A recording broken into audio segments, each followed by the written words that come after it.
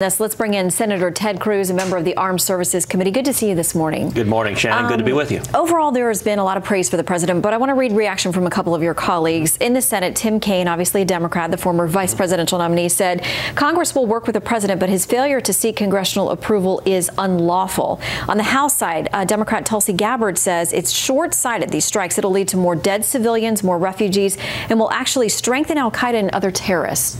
Your response? Well, listen, Syria is a humanitarian disaster. It is a total mess, and the honest answer is there's no good answer to Syria right now. And after 8 years of Obama broken red lines and weakness, we've seen Syria turned into a war zone that has resulted in hundreds of thousands of refugees, of chemical weapons. It is a bad situation.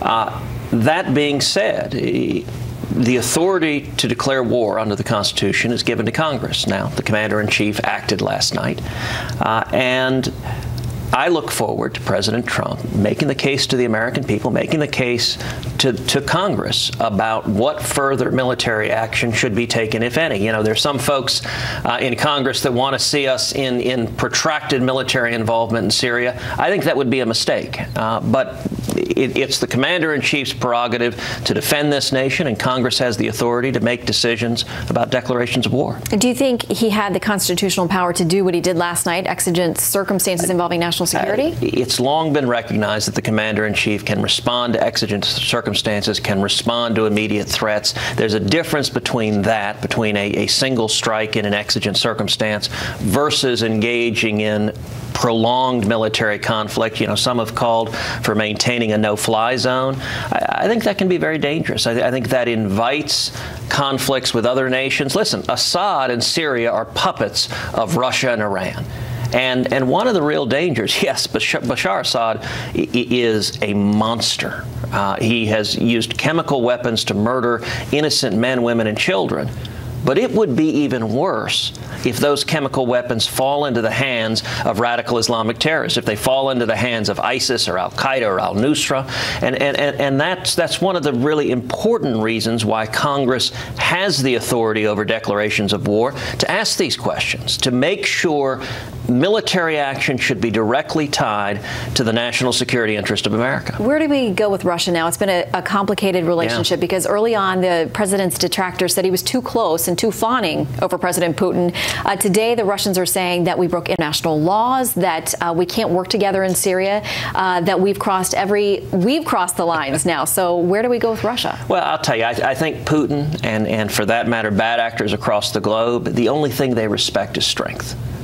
With 8 years of Barack Obama as president, what we saw was a weak president whose word didn't mean anything, and our friends didn't trust us, and our enemies didn't fear us. I will say I'm encouraged in the opening months of the Trump administration about foreign policy and national security. The team that has been assembled is an excellent team. Secretary Mattis is a legendary warfighter. General McMaster in the National Security Council is a very, very well-respected strategist. And I think for dealing with Russia and Putin, having a strong president who Putin has reason to fear, I think that's a step in the right direction. All right, within a couple of hours, you have an important vote to make, and that is on Supreme Court nominee Judge Neil Gorsuch.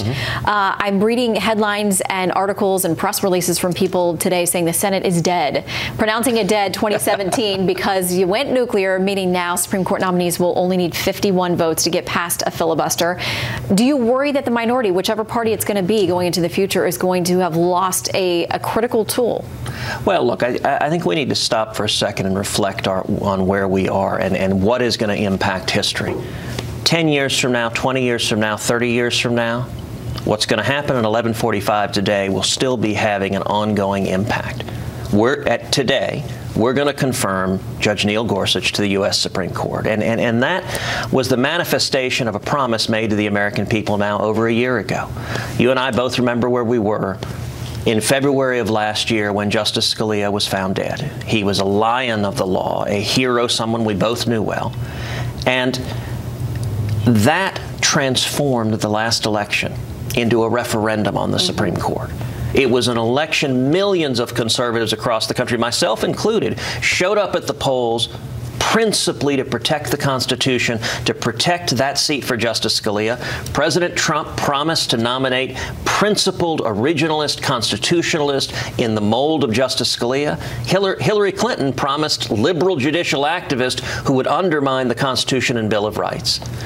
Judge Neil Gorsuch is a manifestation of that promise, and today that promise is going to be delivered, and that's really important for the long-term liberty of this country. Well, as you said, the exit polling showed clearly it was a top issue for a lot of the people who decided to show up, regardless of how they felt about the two candidates. Right. They felt very strongly about the court. Any clue, though, how quickly he may be sworn in? We know the president's down in Mar-a-Lago. This happens here today in Washington. I mean, the Chief Justice potentially could swear him in. Any insights? I don't know for sure, and there often are more than one swearing in. There's often a swearing in to allow someone to go start doing their job. He's got a lot waiting for him. And then a more ceremonial swearing in the Rose Garden with a lot of pomp and circumstance. So we may see that, but it's going to be very quick. One of the reasons that the Senate moved quickly was so Judge Gorsuch could be there, could be Justice Gorsuch in time to vote on decisions. As you know, the Supreme Court term typically ends the end of June. The big cases are usually at the back end, and we don't want the court deadlocked 4-4. Judge Gorsuch will now be there to break the ties